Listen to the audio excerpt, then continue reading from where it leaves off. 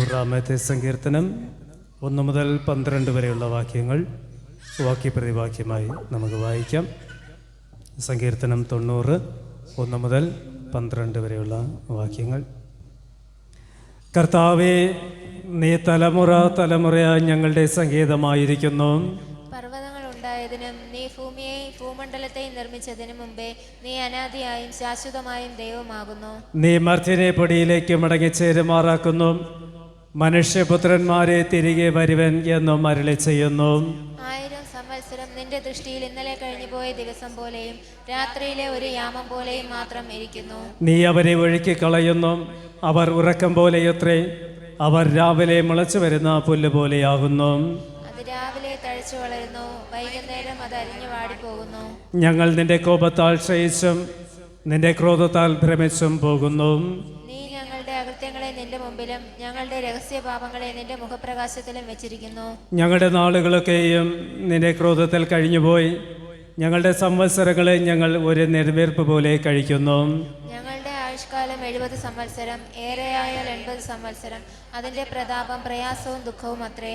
അത് വേഗം തീരുകയും ഞങ്ങൾ പറന്നു പോവുകയും ചെയ്യുന്നു. നിന്റെ കോപത്തിന്റെ ശക്തിയെയും നിന്നെ ഭയപ്പെടുവാൻ തക്കവണ്ണം നിന്റെ ക്രോധത്തെയും ഗ്രഹിക്കുന്നവൻ ആർ? ഞങ്ങൾ ജ്ഞാനമുള്ള ഒരു ഹൃദയം പ്രാപിക്കത്തക്കവണ്ണം ഞങ്ങളുടെ നാളുകളെ എണ്ണുവാൻ ഞങ്ങളെ ഉപദേശിക്കണമേ. പിതാവിനും പുത്രനും പരിശുദ്ധാത്മാവിനും മഹത്വമുണ്ടാകട്ടെ. ഇപ്പോഴേക്കുള്ള പ്രകാരം തന്നെ. ആമേൻ. പ്രാർത്ഥിക്കാം. സർവശക്തനായ ദൈവമേ, പരിശുദ്ധനായ പിതാവേ, തലമുറ തലമുറയായി ഞങ്ങളുടെ സങ്കേതവും ഞങ്ങളുടെ ബലവും ഞങ്ങളുടെ ആശ്രയവുമായിരിക്കുന്നവനെ, അനുഗ്രഹീതമായ 2024 വർഷത്തിൻ്റെ അവസാന നാളിലേക്ക് പ്രവേശിക്കുവാൻ, അതിൻ്റെ അവസാന നിമിഷങ്ങൾ അനുഭവിച്ചറിയുവാൻ, ദൈവാലയത്തിൻ്റെ അകത്തളങ്ങളിലേക്ക് നന്ദിയോടും പ്രാർത്ഥനയോടുകൂടെ കടന്നു വരുവാൻ കൃപാനുഗ്രഹം ഞങ്ങൾക്ക് നൽകിയിരിക്കുന്ന നാഥ, എല്ലാ നല്ല ദാനങ്ങൾ കൊണ്ടും തികഞ്ഞ വരം കൊണ്ടും അവിടുന്ന് ഞങ്ങളെ അനുഗ്രഹിച്ചതിനായി സ്തുതിയും സ്തോത്രവും കരയറ്റുന്നു. ഈ കഴിഞ്ഞ വർഷത്തിൽ അവിടുത്തെ കൃപാകരമായ സംരക്ഷണം അനുഭവിച്ചറിയുവാനും ഞങ്ങൾക്ക് കൃപ നൽകുന്ന ദൈവസ്നേഹത്തിൻ്റെ അനുഭവത്തിൽ ഒരിക്കൽ കൂടെ ശരണം പ്രാപിച്ചുകൊണ്ട് അവിടെ അൾത്താര സമീപത്ത് കടന്നു വരുവാൻ തക്കവിധം ഈ രാത്രിയാമം ഞങ്ങൾക്കൊരുക്കിയതിനായി സ്തുതിയും സ്തോത്രവും കരയറ്റുന്നു. കർത്താവേ, അവിടുന്ന് ഞങ്ങൾക്ക് നൽകിയ സന്തോഷത്തിനായി, സുഖപ്രദമായ ജീവിതാനുഭവത്തിനായി, ഞങ്ങൾക്ക് നൽകിയ അന്നുള്ള തൊഴിൽ ജീവിതത്തിനായി, ഞങ്ങൾക്ക് അന്നു നൽകിയ ആഹാരത്തിനായി, ഞങ്ങൾക്ക് നൽകിയ വസ്ത്രത്തിനായി, ഞങ്ങൾക്ക് നൽകിയ സമാധാനത്തിനായി, ഞങ്ങൾക്ക് നൽകിയ കുടുംബജീവിതത്തിനായി, ഞങ്ങൾക്ക് നൽകിയ സന്താന സൗഭാഗ്യങ്ങൾക്കായി, ഞങ്ങൾക്ക് നൽകിയ ദൈവസ്നേഹത്തിൻ്റെ നിറവിനായി ഞങ്ങൾ അങ്ങേക്ക് നന്ദിയും സ്തോത്രവും കരയറ്റുന്നു. അവിടുത്തെ അനുഗ്രഹങ്ങൾ സ്വന്തമാക്കിക്കൊണ്ട് ഒരു വർഷക്കാലം കൂടെ ഈ ലോകത്തിൻ്റെ സൗരഭ്യതയെ ജീവിപ്പാൻ കൃപയുണ്ടായതിനായി സ്തുതി. എല്ലാ ആപത്തനർത്ഥങ്ങളിൽ നിന്ന് ഞങ്ങളെ വീണ്ടെടുത്തു, സകല ദോഷങ്ങളിൽ നിന്ന് ഞങ്ങളെ വിടുവിച്ചു. ഞങ്ങളുടെ സഭയെ അവിടുന്ന് രക്ഷ ചെയ്തു, സഭയിലെ കുടുംബങ്ങളെ അവിടുന്ന് വീണ്ടെടുത്തു. കർത്താവെ, ഇനിയും ദൈവികമായ വീണ്ടെടുപ്പിൻ്റെ അനുഭവം ഉൾക്കൊള്ളുവാൻ തക്കവിധം അടിയങ്ങൾ പ്രാർത്ഥനയോടുകൂടെ നിന്റെ പാദങ്ങളിൽ ശരണം പ്രാപിക്കുന്നു. അവിടുന്ന് ഞങ്ങളെ കേൾക്കുകയും അവിടുന്ന് ഞങ്ങളെ കാണുകയും അവിടുന്ന് ഞങ്ങളെ തിരിച്ചറിയുകയും ആത്മീയതകളുടെ നന്മകൾ നൽകി ഞങ്ങളെ അവിടുന്ന് ശുദ്ധീകരിക്കുകയും ബലപ്പെടുത്തുകയും ചെയ്യുമാറാകണമെന്ന് പ്രാർത്ഥിക്കുന്നു. പുതിയൊരു വർഷത്തിലേക്ക് പ്രവേശിപ്പാൻ തക്കവിധം ദൈവമേ, ഈ ആലയത്തിൻ്റെ അകത്തളങ്ങളിൽ ഞങ്ങൾ ഒന്നിച്ചു കൂടിയിരിക്കുന്നു. പുതിയൊരു വർഷം, അതിൻ്റെ ആരംഭ നിമിഷങ്ങൾ ഈ ആലയത്തിൽ നിന്നുകൊണ്ട് തന്നെ തുടക്കമിടുവാൻ കൃപയേകുമാറാകണമേ. കർത്താവേ, ഞങ്ങളുടെ പാപങ്ങളെ കണക്കിടാതെ പുതിയൊരു മനുഷ്യനായി, പുതിയ ചിന്തകളുമായി, പുതിയ ആലോചനയുമായി, ദൈവവുമായുള്ള പുതുക്കപ്പെടേണ്ട അനുഭവമായി 2025 പ്രവേശിപ്പാൻ അവിടുന്ന് ദൈവിക വരം ഞങ്ങൾക്ക് നൽകണമേ എന്ന് പ്രാർത്ഥിക്കുന്നു. ഞങ്ങളുടെ ആരാധനയെ അവിടുന്ന് അനുഗ്രഹിക്കണമേ.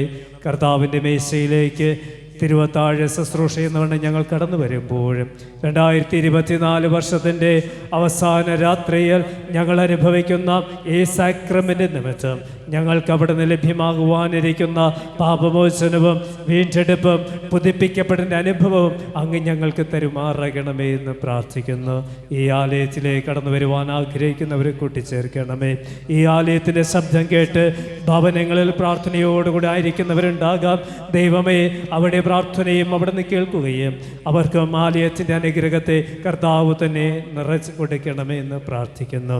ആരാധനയുടെ അത്യവസ്ഥനം കൂടെ ഇരിക്കണം.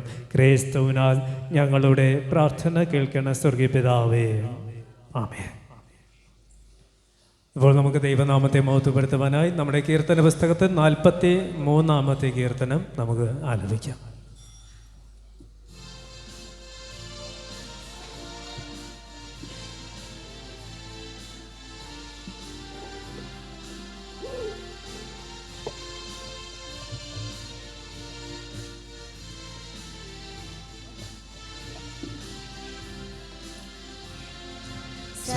സർവലോകാധിപ നമസ്കാരം, സർവസൃഷ്ടകനേ നമസ്കാരം, വാനവും ഭൂമിയും സൃഷ്ടി ചെയ്തോനാം ദയപരപിതാവേ നമസ്കാരം, വാനവും ഭൂമിയും സൃഷ്ടി ചെയ്തോനാം ദയപരപിതാവേ നമസ്കാരം, തിരുവവതാര നമസ്കാരം, ജഗത്തിൻ രക്ഷകനേ നമസ്കാരം, ധരണിയിൽ നരരുയിരോടിരിക്കാന കുരിശേറിയോനേ നമസ്കാരം, ധരണിയിൽ നരരുയിരോടിരിക്കാന കുരിശേറിയോനേ നമസ്കാരം,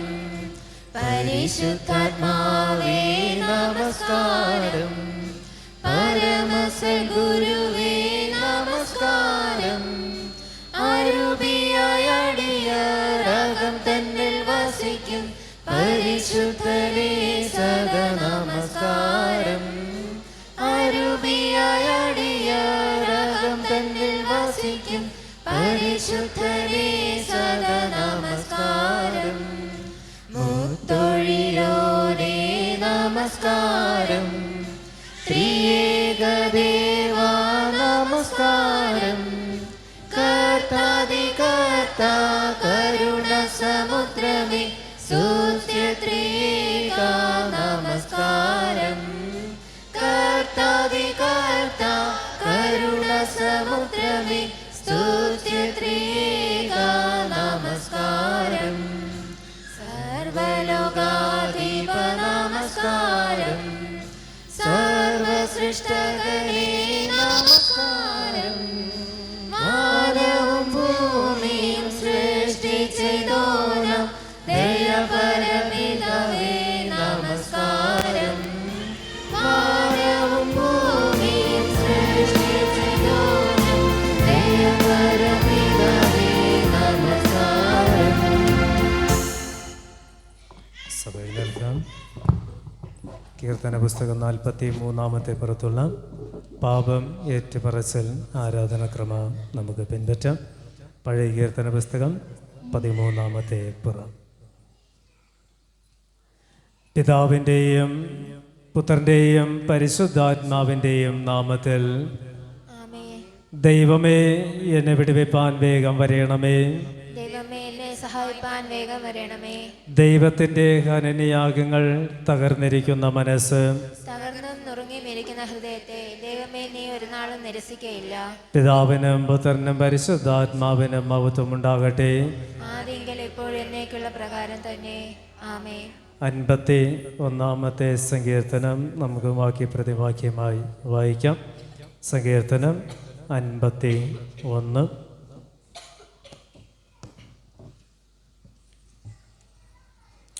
ദൈവമേ, നിന്റെ ദയയ്ക്കത്തക്കവണ്ണം എന്നോട് കൃപയുണ്ടാകണമേ. നിന്റെ കരുണയുടെ ബഹുത്വപ്രകാരം എൻ്റെ ലംഘനങ്ങളെ മായ്ച്ചു കളയണമേ. എന്നെ നന്നായി രക്തത്താൽ കഴുകി എൻ്റെ അകൃത്യം പോക്കണമേ. എൻ്റെ പാപം നീക്കി എന്നെ വെടിപ്പാക്കണമേ. എൻ്റെ ലംഘനങ്ങളെ ഞാൻ അറിയുന്നു, എൻ്റെ പാപം എപ്പോഴും എൻ്റെ മുൻപിലിരിക്കുന്നു. നിന്നോട് തന്നെ ഞാൻ പാപം ചെയ്തു, നിനക്ക് അനിഷ്ടമായുള്ളത് ഞാൻ ചെയ്തിരിക്കുന്നു.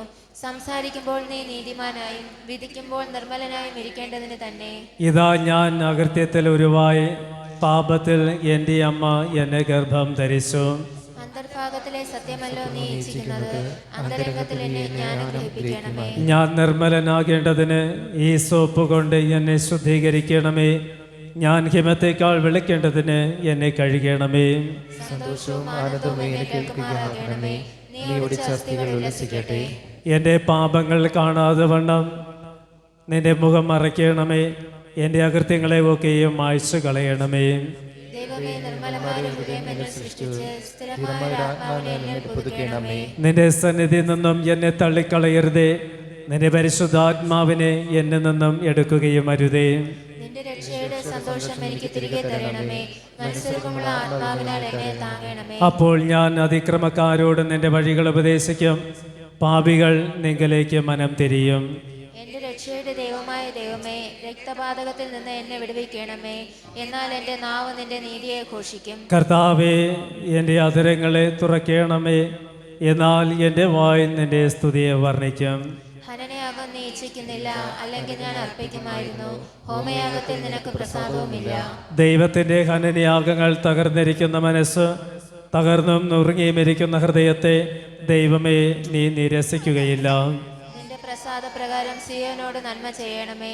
യെരൂശലേമിന്റെ മതിലുകളെ പണിയണമേ. അപ്പോൾ നീ നീതിയാഗങ്ങളിലും ഹോമയാഗങ്ങളിലും സർവാംഗ ഹോമങ്ങളിലും പ്രസാദിക്കും. അപ്പോൾ നിന്റെ യാഗപീഠത്തിന്മേൽ കാളകളെ അർപ്പിക്കും. പിതാവിനും പുത്രനും പരിശുദ്ധാത്മാവിനും മഹത്വമുണ്ടാകട്ടെ. ആദിയിൽ ഇപ്പോഴും എന്നേക്കുള്ള പ്രകാരം തന്നെ. ആമേൻ. നമുക്കിരിക്കാം. നമ്മുടെ പുതിയ കീർത്തന പുസ്തകത്തിൽ 102-ാമത്തെ കീർത്തനം, പഴയ കീർത്തന പുസ്തകം 95-ാമത്തെ കീർത്തനം ആലപിക്കാം.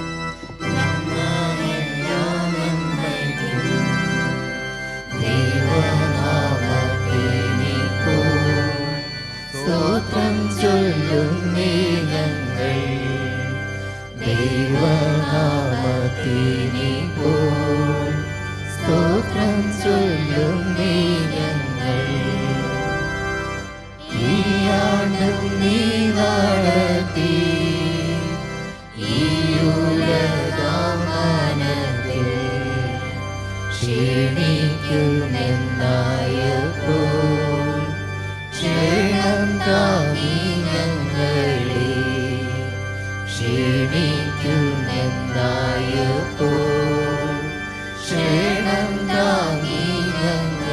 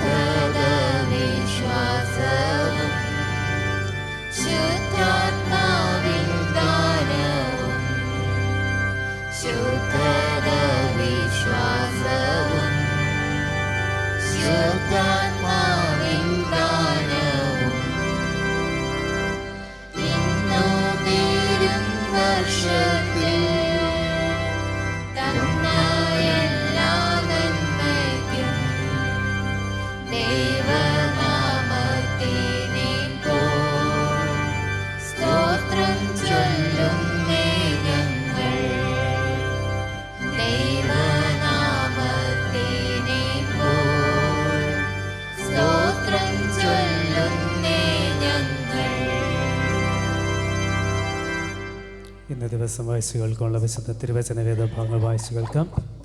പഴയ നിയമ വേദഭാഗം യെശയ്യാ പ്രവാചകൻ്റെ പുസ്തകം 30-ാമത്തെ അധ്യായം 15 മുതൽ 17 വരെയുള്ള വാക്യങ്ങൾ വായിച്ചു കേൾക്കാം. യെശയ്യാവ് 30, 15 മുതൽ 17 വരെ.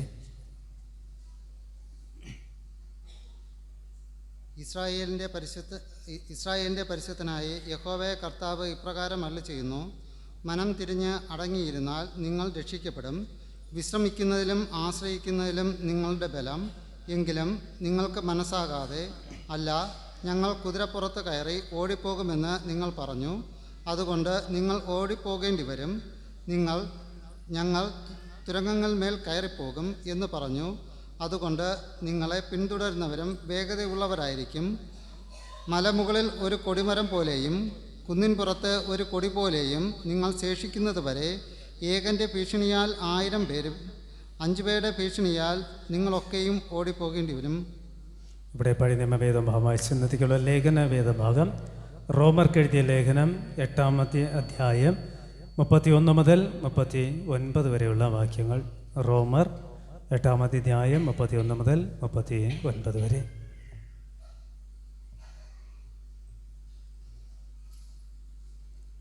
വായിക്കുവാനായി ലഭിച്ചിരിക്കുന്ന വിശുദ്ധ ലേഖന വേദഭാഗം റോമർക്ക് എഴുതിയ ലേഖനം 8-ാം അധ്യായം 31 മുതൽ 39 വരെയുള്ള വാക്യങ്ങൾ.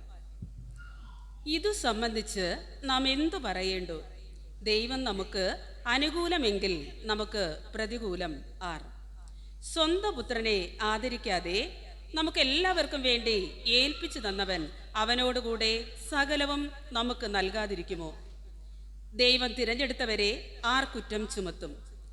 നീതീകരിക്കുന്നവൻ ദൈവം, ശിക്ഷ വിധിക്കുന്നവൻ ആർ? ക്രിസ്തു യേശു മരിച്ചിട്ട് ഉയർത്തെഴുന്നേറ്റവൻ തന്നെ. അവൻ ദൈവത്തിൻ്റെ വലത്തുഭാഗത്തിരിക്കുകയും നമുക്ക് വേണ്ടി പക്ഷവാദം കഴിക്കുകയും ചെയ്യുന്നു. ക്രിസ്തുവിൻ്റെ സ്നേഹത്തിൽ നിന്ന് നമ്മെ വേർപിരിക്കുന്നതാർ? കഷ്ടതയോ സങ്കടമോ ഉപദ്രവമോ പട്ടിണിയോ നഗ്നതയോ ആപത്തോ വാളോ? നിന്റെ നിമിത്തം ഞങ്ങളെ ഇടവിടാതെ കൊല്ലുന്നു, അറുപ്പാനുള്ള ആടുകളെപ്പോലെ ഞങ്ങളെ എണ്ണുന്നു എന്ന് എഴുതിയിരിക്കുന്നുവല്ലോ. നാമോ നമ്മെ സ്നേഹിച്ചവൻ മുഖാന്തരം ഇതിലൊക്കെയും പൂർണ്ണ ജയം പ്രാപിക്കുന്നു. മരണത്തിനോ ജീവനോ ദൂതന്മാർക്കോ വാഴ്ചകൾക്കോ അധികാരങ്ങൾക്കോ ഇപ്പോഴുള്ളതിനോ വരുവാനുള്ളതിനോ ഉയരത്തിനോ ആഴത്തിനോ മറ്റ് യാതൊരു സൃഷ്ടിക്കോ നമ്മുടെ കർത്താവായ യേശു ക്രിസ്തുവിലുള്ള ദൈവ സ്നേഹത്തിൽ നിന്ന് നമ്മെ വേർപിരിപ്പാൻ കഴിയുകയില്ല എന്ന് ഞാൻ ഉറച്ചിരിക്കുന്നു. ഇവിടെ ലേഖന വേദഭാവം വായിച്ചു കഴിഞ്ഞു. നമുക്ക് എഴുന്നേറ്റ് ഇന്നത്തേക്കുള്ള സുവിശേഷ വേദഭാവം വായിച്ചു കേൾക്കാം. വിശുദ്ധ ലൂക്കോസ് എഴുതിയ സുവിശേഷം 12-ാമത്തെ അധ്യായം 35 മുതൽ 40 വരെയുള്ള വാക്യങ്ങൾ വായിച്ചു കേൾക്കാം. വിശുദ്ധ ലൂക്കോസ് 12-ാമത്തെ അധ്യായം 35 മുതൽ 40 വരെ. നിങ്ങളുടെ അരകെട്ടിയും വിളക്ക് കത്തിയും കൊണ്ടിരിക്കട്ടെ. യജമാനൻ കല്യാണത്തിന് പോയി വന്നുമുട്ടിയാൽ ഉടനെ വാതിൽ തുറന്നു കൊടുക്കേണ്ടതിന് അവൻ എപ്പോൾ മടങ്ങി വരും എന്ന് കാത്തു നിൽക്കുന്ന ആളുകളോട് നിങ്ങൾ തുല്യരായിരിപ്പൻ. യജമാനൻ വരും നേരം ഉണർന്നിരിക്കുന്നവരായി കാണുന്ന ദാസന്മാർ ഭാഗ്യവാന്മാർ.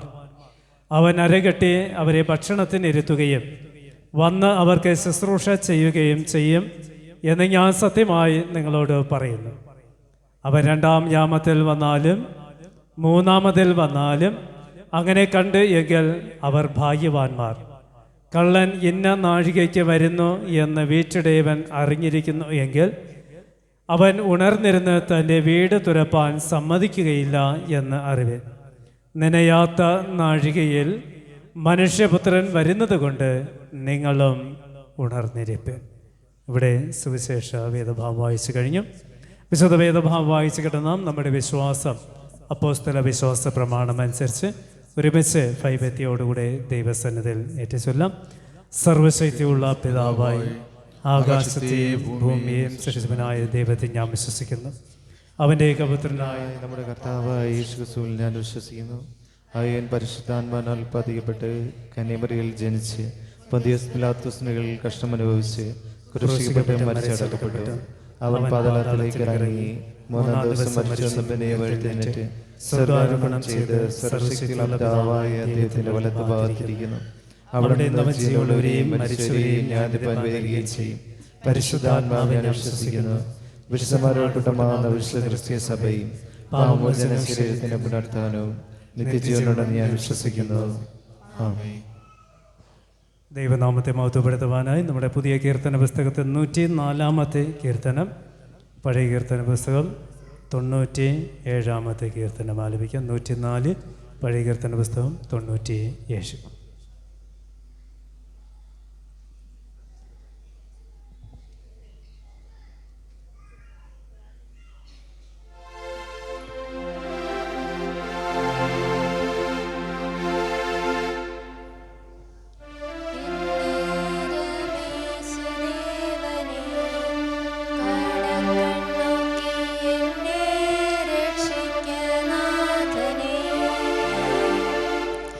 നിന്നെ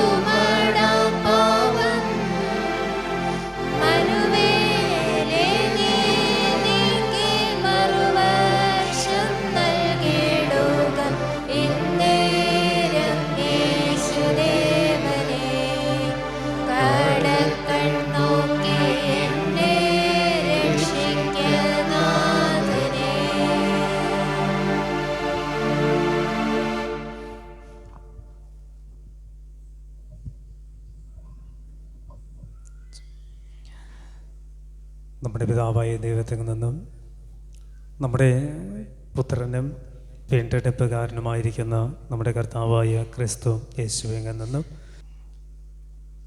സന്തോഷത്തിൻ്റെയും ആനന്ദത്തിൻ്റെയും ഒരു നാളുകളിൽ കൂടെ ഒരു മാസക്കാലയളവിൽ നാം യാത്ര ചെയ്തു വരികയാണ്. ദൈവസ്നേഹത്തെ തിരിച്ചറിയുവാൻ, ദൈവസ്നേഹത്തിൻ്റെ ആഴങ്ങളെ തിരിച്ചറിയുവാൻ കാലിത്തൊഴുത്തിൽ നമുക്ക് വേണ്ടി പിറന്ന കർത്താവായ ക്രിസ്തുവിനെ നമ്മുടെ രക്ഷിതാവായും വീണ്ടെടുപ്പുകാരനായും സ്വീകരിച്ചുകൊണ്ട് പ്രാർത്ഥനയുടെ അനുഗ്രഹങ്ങളുമായി മുന്നോട്ട് കടന്നുപോയ ക്രിസ്തുമസിൻ്റെ നല്ല നാളുകൾ. തുടർന്ന് പുത്തൻ പ്രതീക്ഷകളുമായി പുതിയ വർഷത്തെ വരവേൽക്കുവാൻ കാത്തിരിക്കുന്ന അനുഗ്രഹീതമാവുന്ന രാത്രി യാമം. ഏറെ പ്രതീക്ഷകളോടുകൂടിയാണ് നാം ഓരോ നാളുകളിലേക്ക് കാലെടുത്ത് വെക്കുക. ഒരു രാത്രി ഉറങ്ങുമ്പോൾ നാളത്തേനെക്കുറിച്ചുള്ള സ്വപ്നം നാം കാണാറുണ്ട്. നാളുകളിലേക്ക് ഒരു ദീർഘവീക്ഷണം നമുക്കുണ്ട്. നാളുകളുടെ നല്ല നിമിഷങ്ങളെ ആഗ്രഹിച്ചുള്ള ഒരു നിദ്രയിലേക്ക് നാം കടന്നു പോകാറും ഉണ്ട്. പുതുവർഷ പുലരിയിലേക്ക് പ്രവേശിക്കുമ്പോൾ ഒത്തിരിയേറെ പ്രതീക്ഷകൾ നമുക്കുണ്ട്, ഒത്തിരിയേറെ ആഗ്രഹങ്ങൾ നമുക്കുണ്ട്, ഒത്തിരിയേറെ സന്തോഷത്തിൻ്റെ അനുഭവങ്ങൾ നമുക്കുണ്ട്. ആ ഒരു സന്തോഷം പങ്കിടുന്ന ഒരു രാത്രിയിലാണ് ഇന്ന് നാം ദൈവ ആലയത്തിൽ ആയിരിക്കുക. പുതുവർഷം ആർക്കാണ് അനുഭവിക്കുവാനായിട്ട് കഴിയുക? പുതുപുലരിയിലേക്ക് ആർക്കാണ് പ്രവേശിക്കപ്പെടുവാനായിട്ട് സാധ്യമാവുക? അവിടെ നമുക്കിങ്ങനെ ഉത്തരം കണ്ടെത്തുവാനായിട്ട് കഴിയും. പുതുപ്പിക്കപ്പെടുന്ന ഒരു വ്യക്തിക്ക് മാത്രമേ പുതുവർഷ പുലരിയിലേക്ക് പ്രവേശിക്കുവാനായിട്ട് കഴിയത്തുള്ളൂ. പുതുപ്പിക്കപ്പെടുന്ന അല്ലെങ്കിൽ പുതുക്കം പ്രാപിക്കപ്പെടുന്ന ഒരു മനുഷ്യന് മാത്രമേ പുതിയൊരു പുലരിയിലേക്ക്, പുതിയൊരു വർഷത്തിലേക്ക് പ്രവേശിക്കുവാനായിട്ട് സാധ്യമുള്ളൂ. എന്താണ് അതിൻ്റെ അർത്ഥം? പുതുപ്പിക്കപ്പെടുന്ന മനുഷ്യൻ എന്ന് പറയുന്നത് 2024 ഞാൻ നടന്നു വന്ന വഴികളുണ്ടല്ലേ, ഞാൻ സഞ്ചരിച്ച ഇടങ്ങളുണ്ട്, ഞാൻ കടന്നുപോയ ഇടങ്ങളുണ്ട്, ഞാൻ ചെയ്ത പ്രവൃത്തികളുണ്ട്, ഞാൻ ചിന്തിച്ച ചിന്തകളുണ്ട്, ഞാൻ സംസാരിച്ച വാക്കുകളുണ്ട്, ഞാൻ ആലോചിച്ച ആലോചനകളുണ്ട്. ഇതൊക്കെ 2024 വർഷത്തിൽ നമുക്ക് ഉള്ളതാണ്. ഈ യാത്രയിൽ പലയിടങ്ങളിലും അറിഞ്ഞോ അറിയാതെയൊക്കെയോ ചില പഴയ മനുഷ്യൻ്റെ സ്വഭാവം നമ്മൾ വന്നു പോയിട്ടുണ്ട്. ഈ പഴയ മനുഷ്യൻ്റെ സ്വഭാവം ഇന്നലകളിൽ എന്നിൽ ഉണ്ടായിരുന്നു എന്നാണ്. അപ്പോൾ ഈ പഴയ മനുഷ്യൻ്റെ സ്വഭാവം എന്നിൽ നിന്നും എപ്പോഴാണ് ഞാൻ എടുത്തു മാറ്റുന്നത്, അവിടെയാണ് പുതുപ്പിക്കപ്പെടുന്ന അനുഭവത്തിലേക്ക് പ്രവേശിക്കുക. എന്നിലെ പഴയ മനുഷ്യൻ, എന്നിലെ പഴയ സ്വഭാവം, എന്നിലെ പഴയ ജീവിത രീതി, എന്നിലെ പഴയ ചിന്ത, എന്നിലെ പഴയ പ്രവർത്തനങ്ങൾ, അതൊക്കെ എന്നിൽ നിന്നും എപ്പോഴാണ് എനിക്ക് എടുത്തു മാറ്റുവാനായിട്ട് കഴിയുന്നത്, അവിടെയാണ് പുതുക്കത്തിൻ്റെ അനുഭവത്തിൽ കടന്ന് പ്രവേശിപ്പാൻ നമുക്ക് സാധ്യമാകുക. അതാണ് ഇവിടെ പറഞ്ഞത്. പുതുവത്സരം അനുഭവിക്കുവാൻ കഴിയുന്നത് പുതുപ്പിക്കപ്പെടുന്ന മനുഷ്യൻ. പുതിയ ചിന്തകൾ, പുതിയ ആലോചനകൾ, പുതിയ തീരുമാനങ്ങൾ എടുത്ത് പുതിയ രീതിയിലേക്ക് കടന്നു പോകുന്ന ഒരു മനുഷ്യൻ അവകാശപ്പെട്ടതാണ് പുതിയ വർഷം എന്ന് നാം തിരിച്ചറിയണം. നാം നമ്മുടെ ജീവിതത്തെ നാം ഒന്ന് ശോധന ചെയ്യുകയാണെങ്കിൽ, നമ്മുടെ ജീവിതം എന്ന് പറയുന്നത് ഒരു പൂമ്പാറ്റയോടുകൂടെ നമുക്ക് ഉപമിക്കുവാനായിട്ട് കഴിയും. പുഴു ആയിരുന്ന ആ ഒരു ജീവി ഒരു ഇടത്ത് മാത്രം അഭയം പ്രാപിച്ച് പുഴുവായിരുന്ന ജീവി ദിവസങ്ങൾ നിമിഷങ്ങൾ കഴിഞ്ഞ് ഒരു പൂമ്പാറ്റയായി മാറുകയാണ്. അതാണ് ജീവിതം എന്ന് പറയുന്നത്. ഞാൻ ഇന്ന് പുഴുവാണ്, നിങ്ങൾ ഇന്ന് പുഴുവാണ്. ഞാനാകുന്ന പുഴുവിൽ ഒരു പൂമ്പാറ്റയുടെ സാധ്യതയുണ്ട്. ഈ സാധ്യത ഞാൻ തിരിച്ചറിഞ്ഞ് ആ സാധ്യതകളെ കണ്ടെത്തി ആ സാധ്യതകളിലേക്ക് ഞാൻ ഒന്ന് മാറുകയാണ് ജീവിതം എന്ന് പറയുന്നത്. ഇന്ന് ഫലം കായ്ക്കാത്തവരാണ് ഞാൻ, ഇന്ന് ഫലം പുറപ്പെടുവിക്കാത്തവരാണ് നാം ഓരോരുത്തരും. ഫലം കായ്ക്കുവാനുള്ള സാധ്യത നമുക്കുണ്ട്, ഫലം കായ്ക്കുവാനുള്ള സാധ്യതകൾ നമുക്കുണ്ട്. ആ സാധ്യതകളെ ഞാൻ എപ്പോഴാണോ തിരിച്ചറിഞ്ഞ് എന്നിൽ എപ്പോഴാണോ ഫലം പുറപ്പെടുവിക്കുവാനുള്ള ശിഖരങ്ങൾ ഇടുന്നത്, തളിരിടുന്നത്, അവിടെയാണ് ജീവിതത്തിൻ്റെ മനോഹരതയെ തിരിച്ചറിയുവാനായിട്ട് നമുക്ക് കഴിയുക. എനിക്ക് തണലാകുവാനായിട്ട് കഴിയും, പക്ഷെ എനിക്ക് തണലാകുവാൻ കഴിയുന്നില്ല. എനിക്കൊരു തണൽ വൃക്ഷമാകുവാനായിട്ട്, പക്ഷെ എനിക്ക് ഈ തണൽ വൃക്ഷമാകുവാനായിട്ട് പലപ്പോഴും സാധിക്കുന്നില്ല. ഈ തണൽ വൃക്ഷമാകുവാനുള്ള സാധ്യത എന്നിലുണ്ട്. അപ്പൊ ഈ സാധ്യത ഞാൻ തിരിച്ചറിഞ്ഞ് ഞാനാകുന്ന വൃക്ഷം മറ്റുള്ളവർക്കൊരു തണലാകുമ്പോൾ മാത്രമാണ് ഒരു പുതുപ്പിക്കപ്പെടലിൻ്റെ അനുഭവത്തിലേക്ക് നാം ഒന്ന് പ്രവേശിക്കപ്പെടുന്നത്. അതാണ് ജീവിതം എന്ന് പറയുന്നത്. ഞാനാകുന്ന ഇടത്തു നിന്നും സാധ്യതകളെ തിരിച്ചറിഞ്ഞ് സാധ്യതകളെ കൈവരിക്കപ്പെടുന്ന അനുഭവങ്ങളിലേക്ക് പ്രവേശിക്കുക എന്നതാണ് പുതിയ വർഷത്തിലേക്ക് പ്രവേശിക്കുന്ന നമുക്ക് ഓരോരുത്തർക്കും നൽകുന്ന ആലോചന എന്നത്. അപ്പോൾ ചോദ്യം ചോദിക്കാം, കലണ്ടറിലെ ഓരോ ദിവസങ്ങളിങ്ങനെ ഓരോ വർഷങ്ങൾ മാറി മാറി വരാറുണ്ട്. ഈ വർഷങ്ങളും ദിവസങ്ങളും മാറി മാറി വരുമ്പോൾ എവിടെയാണ് എങ്ങനെയാണ് പുതുപ്പിക്കുവാനായിട്ട് കഴിയുക എന്നൊരു ചോദ്യം നമുക്കുണ്ടാകാം. സ്വാഭാവികമാണ്. ഓരോ വർഷം കഴിയുമ്പോൾ അല്ലെങ്കിൽ ഓരോ വർഷത്തിൻ്റെ അവസാന രാത്രിയിലൊക്കെ ഇങ്ങനെ പറയാറുണ്ട്, ഒരാണ്ട് കൂടെ നിൽക്കട്ടെ, മേലാൽ കാഴ്ചയില്ലെങ്കിലും അതിനെ വെട്ടിക്കളയാം. ആണ്ടിൻ്റെ ആരംഭം മുതൽ അതിൻ്റെ അവസാനം വരെ യഹോവയുടെ ദൃഷ്ടി നിന്റെ മേലിരിക്കും. ഇതൊക്കെ നാം വായിക്കാറുണ്ട്.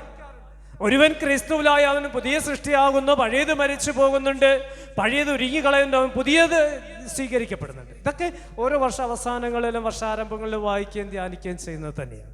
അപ്പോൾ ഇതൊക്കെ വായിക്കുമ്പോൾ പഠിക്കുമ്പോൾ യഥാർത്ഥത്തിൽ എന്നിൽ ഒരു പുതിയ മനുഷ്യനെ ഉരുവാക്കുവാനായിട്ട് എനിക്ക് കഴിഞ്ഞുവോ, കഴിയുന്നുണ്ടോ? എനിക്കൊരു പുതിയ മനുഷ്യന് ജന്മം കൊടുക്കുവാൻ കഴിയുന്നുണ്ടോ? പലപ്പോഴും നമുക്ക് കഴിയാതെ പോവുകയാണ്. കാരണം നാം ഒരു പുതിയ വർഷത്തിലെ പ്രവേശിക്കുന്ന രാത്രിയിൽ നാം നമ്മളുടെ കൂടെ പല തീരുമാനങ്ങൾ എടുക്കാറുണ്ട്. ഈ തീരുമാനങ്ങൾ നമുക്ക് പ്രാവർത്തികമാക്കുവാൻ കഴിയാതെ പോവുകയാണ്. തീരുമാനങ്ങൾ നിറവേറ്റുവാൻ കഴിയാതെ പോവുകയാണ്. അറിഞ്ഞോ അറിയാതെയൊക്കെ ഒരു പഴയ മനുഷ്യൻ്റെ സ്വഭാവത്തിലേക്ക്, പഴയ മനുഷ്യൻ്റെ ജീവിതത്തിലേക്ക്, പഴയതിലേക്കൊന്ന് യാത്ര ചെയ്യണം, ഇന്നലകളിലേക്ക് യാത്ര ചെയ്യാൻ നമുക്കൊരു സാധ്യതയുണ്ട്. ഈ സാധ്യതകൾ നാം ത്യജിച്ച് കളയുകയാണ്, മറന്ന് കളയുകയാണ് ചെയ്യപ്പെടുന്നത്. 2024 വർഷം നമ്മുടെ ജീവിതത്തിൽ പലതരത്തിലുള്ള വേദനകൾ ഉണ്ടായിട്ടുണ്ട്. പലരെയും നാം ഉപദ്രവിച്ചിട്ടുണ്ട്, പലരോടും വെറുപ്പുണ്ടായിട്ടുണ്ട്, പലരോടും കയർത്ത് സംസാരിച്ചിട്ടുണ്ട്, പലരോടും അസൂയയോടുകൂടി സംസാരിച്ചിട്ടുണ്ട്. പല ജീവിതങ്ങൾ ശാപത്തിൻ്റെ ജീവിതങ്ങളാക്കി മാറപ്പെട്ടിട്ടുണ്ട്. 2024 വർഷത്തിൽ എന്നിലുണ്ടായതാണ്, നമ്മിലുണ്ടായതാണ്. പല വേദനകൾ, വേദനിപ്പിക്കുന്ന അനുഭവങ്ങൾ, തകർച്ചകൾ, തകർത്തപ്പെടുന്ന അനുഭവങ്ങൾ, നിരാശകൾ, നിരാശ ഉണ്ടാക്കുന്ന അനുഭവങ്ങൾ, വേദനകൾ, മറ്റുള്ളവരുടെ ജീവിതത്തിലേക്ക് ഇറങ്ങിച്ചെന്ന് വേദനകളുടെ ആഴങ്ങളുടെ ആ ഒരു അനുഭവങ്ങളെ ഇട്ടുകൊടുക്കുന്ന ഒരവസ്ഥ എന്നിൽ നമ്മിലുണ്ടായിട്ടുണ്ട്. ഈ രാത്രി ഈ 2025 പ്രവേശിക്കുവാൻ ചുരുങ്ങിയ മണിക്കൂറും നിമിഷങ്ങൾ മാത്രം നമ്മുടെ മുൻപിൽ നിൽക്കപ്പെടുന്ന ഈ രാത്രി, പ്രിയപ്പെട്ടവരെ, നമുക്ക് നമ്മോടുകൂടെ ഒന്ന് ചോദിക്കാം, യഥാർത്ഥത്തിൽ ഞാനിന്ന് പുതുക്കപ്പെടുവാനായിട്ടാണോ നിന്റെ സന്നിധി നിൽക്കുന്നത്? യഥാർത്ഥത്തിൽ ഞാൻ പുതുക്കപ്പെടുന്ന ഒരു മനുഷ്യനായിട്ടാണോ ജീവിക്കുന്നത്? ഞാൻ എങ്ങനെയാണ് പുതുക്കപ്പെടേണ്ടത്? ഇനി എന്നിൽ എന്താണ്, ഏത് അവസ്ഥയിലാണ് പുതുപ്പിക്കപ്പെടുന്ന ഒരു അനുഭവം ഉണ്ടാകേണ്ടത്? അതുകൊണ്ടാണ് പൗലോസ് അപ്പോസ്തലൻ ഇങ്ങനെ 2 കൊരിന്ത്യർക്ക് എഴുതിയ ലേഖനം അതിൻ്റെ 5-ാം അധ്യായം 17-ാം വാക്യത്തിൽ പറയുന്നത്, ഒരുത്തൻ ക്രിസ്തുവിലായാൽ അവൻ പുതിയ സൃഷ്ടിയാകുന്നു, പഴയത് കഴിഞ്ഞുപോയി, ഇതാ അത് പുതുതായി തീർന്നിരിക്കുന്നു. അപ്പോൾ ഒരുവൻ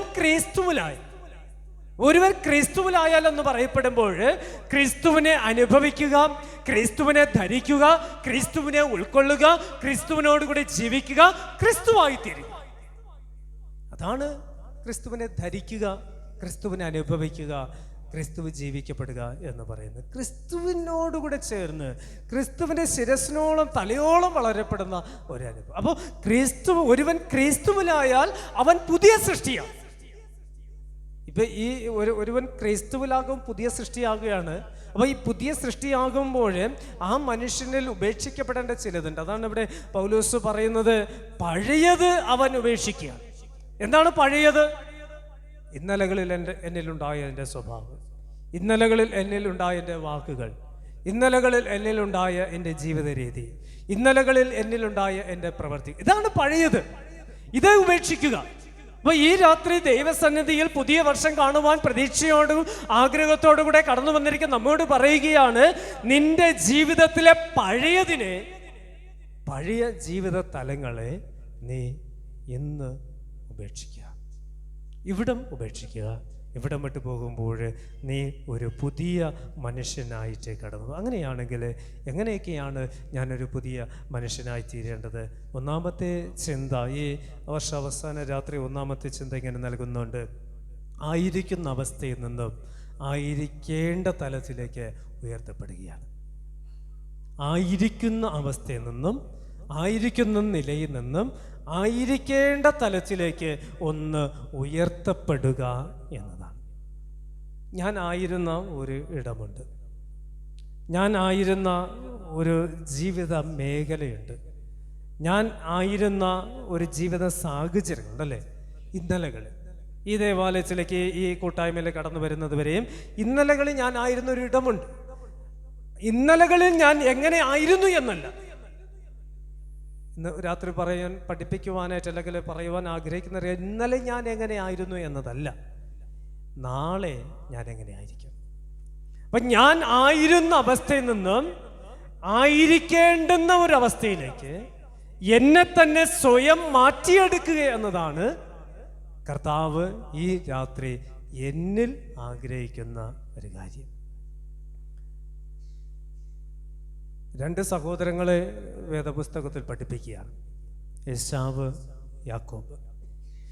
ഈ രണ്ട് സഹോദരങ്ങൾ വ്യത്യസ്ത സ്വഭാവ രീതികളുള്ളവരാണ് അല്ലേ. ഈ വ്യത്യസ്ത സ്വഭാവ രീതികൾ ഉണ്ടായിരുന്ന ഈ രണ്ട് സഹോദരങ്ങൾ, അതിൽ യാക്കോബിനെ കുറിച്ച് പറയുന്നത് യാക്കോബ് ഒരു ഉപായി എന്നാണ്, തന്ത്രശാലി എന്നാണ് വേദപുസ്തകം പഠിപ്പിക്കുന്നത്.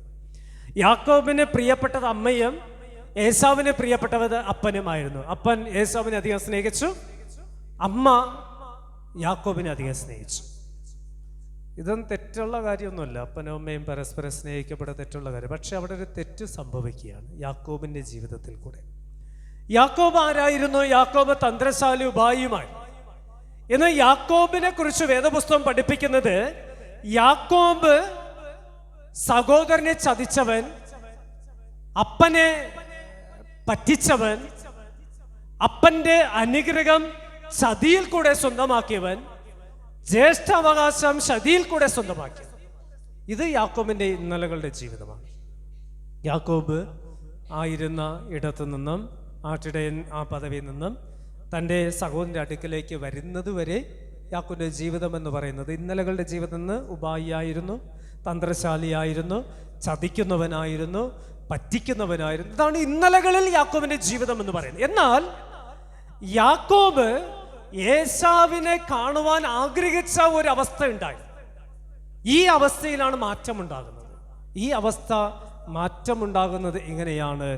അവൻ ആയിരുന്ന തലത്തു നിന്നും ആയിരിക്കേണ്ടുന്ന ഒരു തലത്തിലേക്ക് ഉയർത്തപ്പെടുകയാണ്. മനസ്സിലായില്ലേ? യാക്കോബ് ആയിരുന്നൊരു തലമുണ്ട്. ഈ ആയിരുന്ന അവസ്ഥയിൽ നിന്നും ആയിരിക്കേണ്ടുന്ന ഒരു അവസ്ഥയിലേക്ക് അവൻ മാറി ചിന്തിക്കുക. തൻ്റെ സഹോദരനോട് സ്നേഹം വർദ്ധിക്കുന്നുണ്ട്, സഹോദരനോടുകൂടെ മാപ്പപേക്ഷിക്കുന്നുണ്ട്, സഹോദരനോടുകൂടെ സഹോദരനെ കെട്ടിപ്പിടിച്ച് ചുംബിക്കുന്നുണ്ട്, സഹോദരനോടുകൂടെ ചെയ്തു പോയ തെറ്റുകൾ ഏറ്റുപറയുന്നുണ്ട്, സഹോദരന് പ്രതിഫലം കൊടുക്കുന്നുണ്ട്. ഇതൊക്കെയാണ് യാക്കോബ് ചെയ്യുന്നത്. എവിടെ നിന്നാണ്? ആയിരുന്ന അവസ്ഥയിൽ നിന്ന് ഒരു മാറ്റത്തിൻ്റെ അനുഭവത്തിലേക്ക് യാക്കോബ് മാറി ചിന്തിച്ചപ്പോൾ, തിരിഞ്ഞു നോക്കിയപ്പോൾ, അപ്പോൾ ഇന്ന് രാത്രി നമ്മോട് പറയുന്ന ഒരു കാര്യം ഇത്രയേ ഉള്ളൂ, നീ ആയിരിക്കുന്ന അവസ്ഥയിൽ നിന്ന് ആയിരിക്കേണ്ടുന്ന അവസ്ഥയിലേക്ക് ഒന്ന് ഉയർത്തപ്പെടുക. അതുപോലെ വേദപുസ്തകത്തെ മറ്റൊരു മനുഷ്യനെ കുറിച്ച് പറയണം, മോശ എന്ന് പറയപ്പെടുന്ന മനുഷ്യൻ. മോശ ഇന്നലകളിൽ കൊലപാതകയായിരുന്നു, കൊല ചെയ്തവനാണ്, തെറ്റ് ചെയ്തവനാണ്. കർത്താവിൻ്റെ കാഴ്ചപ്പാടിലും കണ്ണിലും മനുഷ്യരുടെ കാഴ്ചപ്പാടിലും വലിയ പാപം ചെയ്തവനാണ് മോശ. എന്നാൽ മോശ ആയിരുന്ന ആ ഒരു അവസ്ഥയെ തിരിച്ചറിഞ്ഞ് കർത്താവിൻ്റെ സന്നിധിയിൽ തൻ്റെ ചെരുപ്പ് ഉപേക്ഷിച്ചപ്പോൾ മുൾപ്പടപ്പ് കണ്ട് അത് കത്തുന്നത് കണ്ടു, കർത്താവിൻ്റെ ശബ്ദം കേട്ട് കർത്താവ് പറയുന്നതിൻ്റെ കാലിലെ ചെരുപ്പ് അഴിച്ച് കളക. അപ്പോൾ ഈ ചെരുപ്പ് എപ്പോഴാണോ മോശ തൻ്റെ കാലിൽ നിന്നും അഴിച്ചു കളയുന്നത്, അവിടെയാണ് ഉയർത്തപ്പെടുന്നൊരവസ്ഥയിലേക്ക് മോശ മാറ്റപ്പെടുന്നത്. പ്രിയപ്പെട്ടവരെ, നമ്മുടെ കാലിൽ ചെരുപ്പ് നാം ഒന്ന് അഴിച്ചു കളയേണ്ടതായിട്ടുണ്ട്. ഒരു പുതിയ വർഷത്തിലേക്ക് പ്രവേശിക്കുന്ന മുമ്പേ എന്നിൽ ഞാനൊന്ന് ഉണ്ടാക്കിയെടുക്കേണ്ട സ്വഭാവമാണ്, നമ്മിൽ ഞാനൊന്ന് ഉണ്ടാക്കിയെടുക്കേണ്ട സ്വഭാവം. ഞാൻ എന്നെ പറയുന്നത് നിങ്ങളാര് പറഞ്ഞ് വേദനിപ്പിക്കേണ്ടെന്ന് വെച്ചിട്ട്, എൻ്റെ കാലിൽ ഒരു ചെരുപ്പുണ്ട്. കൊലപാതകത്തിൻ്റെ ചെരുപ്പ്, വേദനിപ്പിക്കുന്ന ചെരുപ്പ്, ചതിക്കുന്ന ചെരുപ്പ്, ഉപായത്തിൻ്റെ ചെരുപ്പ്, തന്ത്രത്തിൻ്റെ ചെരുപ്പ്, പറ്റിക്കുന്ന ഈ ചെരുപ്പ് എന്നെ അഴിച്ചു കളയാം. ഈ ചെരുപ്പ് എവിടെയാണോ എപ്പോഴാണോ ഞാൻ അഴിച്ചു കളയുന്നത്, അവിടെയാണ് ആയിരിക്കേണ്ടുന്നൊരു തലത്തിലേക്ക് ഉയർത്തപ്പെടുവാനായിട്ട് നമുക്ക് കഴിയുക. എങ്ങനെയാണിത് സാധ്യമാകുക? ഒരു റീഫോർമേഷൻ എന്നിലുണ്ടാകും എന്നതാണ്. റീഫോർമേഷൻ എന്ന് പറയുമ്പോൾ നമുക്കറിയാം, ഒരു നവീകരണം, വീണ്ടും പുതുപ്പിക്കപ്പെടുന്ന ഒരു അനുഭവം, വീണ്ടും നവീകരിക്കപ്പെടുന്ന ഒരു അനുഭവം എന്നിലുണ്ടാകുക. അവിടെയാണ് എനിക്ക് ആയിരിക്കേണ്ടുന്ന തലത്തിൽ ഉയർത്തപ്പെടുവാനായിട്ട് കഴിയും. അപ്പോൾ ഒന്നാമത് വചനം പഠിപ്പിക്കുന്നത് ഒരു നവീകരണം ഉണ്ടാക്കിയെടുത്ത് ആയിരിക്കേണ്ട തലത്തിൽ ഉയർത്തപ്പെടുക എന്നതാണ്. ഇതിനകത്ത് രണ്ടാമത് നമ്മെ പഠിപ്പിക്കുന്നത് യജമാനൻ്റെ പ്രതീക്ഷയ്ക്ക് ഒത്തവണ്ണം ഫലം നൽകുന്നവരായി തീരുക എന്നതാണ്. യജമാനൻ്റെ പ്രതീക്ഷയ്ക്കൊത്തവണ്ണം ഫലം നൽകുന്നവരായി തീരുക. ലൂക്കോസ് സുവിശേഷം 13-ാം അധ്യായത്തിലേക്ക് വരുമ്പോൾ അവിടെ ഒരു ഉപമ ഇങ്ങനെ പറയുന്നത്, 6 മുതൽ 9 വരെയുള്ള വാക്യത്തിൽ അവിടെ പറയുന്നത് ഇങ്ങനെയാണ്. ഒരുവന് ഒരു മുന്തിരിത്തോട്ടമുണ്ടായിരുന്നു, അത്തിവൃക്ഷം അതിന് നടുവിലുണ്ടായിരുന്നു. മുന്തിരിത്തോട്ടത്തെ പരിചരിക്കുന്നുണ്ട്, അത്തിവൃക്ഷത്തെയും പരിചരിക്കുന്നുണ്ട്, ഏറിയ വർഷം കാത്തിരിക്കുന്നുണ്ട്. ഫലം കാണാതെ വരുമ്പോൾ യജമാനൻ പറയുകയാണ്, അതിനെ വെട്ടി തീയിലിട്ട് നശിപ്പിച്ച് കളഞ്ഞു. അപ്പോൾ ഈ തോട്ടത്തിൽ, മുന്തിരിത്തോട്ടത്തിന് നടുവിൽ നട്ടുപിടിപ്പിച്ച ഒരു വൃക്ഷമാണ് അത്തി. ഈ മുന്തിരിത്തോട്ടം നട്ടുപിടിപ്പിക്കുന്നത് ലാഭത്തിന് വേണ്ടിയിട്ടാണ്, അത്തി അതിന് വേണ്ടിയിട്ടല്ല. ലാഭത്തിന് വേണ്ടി, വീഞ്ഞുണ്ടാക്കുന്നതിന് വേണ്ടി ഒരു യജമാനൻ നട്ടുപിടിപ്പിച്ച മുന്തിരിത്തോട്ടത്തിന്റെ നടുവിൽ ഒരേ ഒരു അത്തിവൃക്ഷം ഇങ്ങനെ വളർന്നു വരികയാണ്. അതിനെ പിഴുത് കളയുന്നില്ല, അത് വളർന്നു വരുമ്പോൾ അതിനെ അടർത്തിക്കളയുന്നില്ല, വെട്ടിക്കളയുന്നില്ല. അതിന് വളരുവാനായിട്ടുള്ള സാധ്യതകളൊക്കെ ഒരുക്കി കൊടുക്കുകയാണ്. അതിന് വെള്ളവും വളവും ഒക്കെ കൊടുത്തു. എങ്ങനെയാണോ മുന്തിരിത്തോട്ടത്തെ പരിചരിച്ചത്, മുന്തിരിത്തോട്ടത്തിൽ ലഭിച്ചതായ എല്ലാ പരിചരണങ്ങളും ഇവിടെ ഈ അത്തിവൃക്ഷത്തിനും ഈ യജമാനൻ കൊടുക്കുക, എല്ലാ പരിചരണവും കൊടുക്കുക. അവിടെ ഒരു ഏറ്റക്കുറച്ചിലൊന്നും ഉണ്ടായിരുന്നില്ല. ഒരേ തരത്തിൽ നോക്കി കാണുകയാണ്, ഒരേ തരത്തിൽ പരിചരിക്കുകയാണ്, ഒരേ തരത്തിൽ വളവും വെള്ളവും കൊടുക്കുക. പക്ഷേ സംഭവിച്ചത് നേരെ മറിച്ചിട്ട. മുന്തിരിത്തോട്ടത്തിൽ നല്ല ഫലം കാഴ്ചപ്പോൾ ആ മുന്തിരിത്തോട്ടത്തിൽ നിന്നും വെള്ളവും വളവും എടുത്ത് ഭക്ഷിച്ച് ജീവിച്ചതായ ഈ അത്തിവൃക്ഷത്തിന് ഫലം കൊടുക്കുവാൻ കഴിയാതെ വരികയാണ്. പലപ്പോഴും നാം ഇങ്ങനെയാ ലോകമാവുന്ന മുന്തിരിത്തോട്ടത്തിൽ ദൈവം നമ്മെ നട്ടത് മുന്തിരിത്തോട്ടത്തിനോടൊപ്പം ചേർന്ന് ഫലം പുറപ്പെടുവിക്കുവാനായിട്ടാണ്, കാട്ടുമുന്തിരിയായി തീരുവാനായിട്ടല്ല. പലപ്പോഴും കാട്ടുമുന്തിരിയായിട്ടാണ് തീരുന്നത്. യെശയ്യാ പ്രവാചകന്റെ പുസ്തകം 5-ാം അധ്യായം 1 മുതലുള്ള വാക്യങ്ങൾ പഠിപ്പിക്കുന്നത് പോലെ, കായ്ച്ചതോ കാട്ടുമുന്തിരി എന്ന് യെശയ്യാ വിലപിക്കുന്നത് പോലെ പലപ്പോഴും നമ്മൾ കായ്ക്കുന്നത് ഈ കാട്ടുമുന്തിരിയുടെ അനുഭവങ്ങളാണ്. അതൊക്കെ ഒന്ന് മാറുവാനായിട്ട്, മാറ്റിയെടുക്കുവാൻ നമുക്ക് കഴിയണം. ശരിയായ ഫലം നൽകുവാനായിട്ട് നമുക്ക് കഴിയുന്നുണ്ടോ? യജമാനൻ പ്രതീക്ഷിക്കുന്നതിന് പ്രകാരമുള്ള, യജമാനൻ ആഗ്രഹിക്കുന്ന പ്രകാരമുള്ള നല്ല ഫലം പുറപ്പെടുവിക്കുവാനായിട്ട് എപ്പോഴും നമുക്ക് കഴിയണം. 2025 പ്രിയപ്പെട്ടവരെ, എന്നിൽ എൻ്റെ യജമാനൻ കാണുന്ന ഒരു ഫലം കൊടുക്കുവാനായിട്ട് നമുക്ക് കഴിയണം. അവസാനം 3-ാമതായി തിരുവചനം നമ്മെ പഠിപ്പിക്കുന്നത് ജീവിതത്തിൽ നന്മയുടെ മരങ്ങളായി മാറുക എന്നതാണ്. നന്മ മരങ്ങളായി എൻ്റെ ജീവിതത്തിൽ നിന്ന് മാറ്റിയെടുക്കുക എന്നതാണ്. മത്തായി സുവിശേഷം 13-ാമത്തെ അധ്യായത്തിൻ്റെ 31-32 വാക്യങ്ങൾ നാം ഒന്ന് വായിക്കുകയാണെങ്കിൽ അവിടെ ഒരു തോട്ടത്തിൽ ഒരു ചെടി നിൽക്കുകയാണ്, കടുകുമണി. അതിങ്ങനെ മുളച്ചു വന്ന് വലിയൊരു വൃക്ഷമാകുകയാണ്. അതിന് ശിഖരങ്ങളിടുന്നുണ്ട്, അതിന് കൊമ്പുകൾ വരുന്നുണ്ട്, അതിന് ഇലകളുണ്ടാവുകയാണ്. ഇതൊക്കെ ചെയ്തിട്ട് ആ വൃക്ഷം പക്ഷികളെ മാടി വിളിക്കുകയാണ്. പക്ഷികളോടുകൂടെ പറയുന്നുണ്ട്, എൻ്റെ കൊമ്പുകളിൽ നീ കൂടുകൂട്ടുക, എൻ്റെ കൊമ്പുകളിൽ നീ കൂടുകൂട്ടുക. ഞാനൊരു അലങ്കാര പദത്തിൽ പറഞ്ഞതാണ്. ആ വൃക്ഷം പറവകളെ നോക്കിയിട്ട് വിളിക്കുകയാണ്, എൻ്റെ അടുക്കലേക്ക് വാ, എൻ്റെ കൊമ്പുകളിൽ നീ കൂടുകൂട്ടി ഇവിടെ നീ താമസമാക്. പ്രിയപ്പെട്ടവരെ, ആ വൃക്ഷം നന്മയുടെ വൃക്ഷമായി മാറുകയാണ്. മറ്റുള്ളവരെ ചേർത്ത് പിടിക്കുന്ന ഒരു മരമായി മാറുകയാണ്. അവിടെ ഉപദ്രവിക്കുന്ന പക്ഷികളുണ്ടാകാം, നല്ല പക്ഷികളുണ്ട്, മധുരമായി സംസാരിക്കുന്ന, മധുരമായി ഇമ്പമായൊക്കെ ശബ്ദം പുറപ്പെടുവിക്കുന്ന പക്ഷികളുണ്ട്, മധുരമില്ലാതെ ശബ്ദം പുറപ്പെടുവിക്കുന്ന പക്ഷികളുണ്ട്. അങ്ങനെ പല തരത്തിലുള്ള, പല സ്വഭാവം, പല ജീവിതം, പല വർണ്ണം, പല പ്രവർത്തനം ഒക്കെയുള്ള പല പക്ഷികൾ ആ വൃക്ഷത്തെ ചേക്കേറി. കാരണം ആ വൃക്ഷം തന്നിൽ മാത്രം ഒതുങ്ങിത്തീരുകയല്ല ചെയ്തത്. ആ വൃക്ഷം നന്മയുടെ വൃക്ഷമായി തീരുകയാണ്. ഫലം പുറപ്പെടുവിക്കുന്ന ഒരു നന്മ വൃക്ഷമായി അതൊന്ന് മാറുകയാണ്. മാർക്കോസ് സുവിശേഷം 2-ാമത്തെ അധ്യായത്തിലേക്ക് വരുമ്പോൾ അവിടെ നന്മയുടെ മരങ്ങളായി തീർന്ന 4 മനുഷ്യർ നമുക്ക് കാണുവാൻ കഴിയും.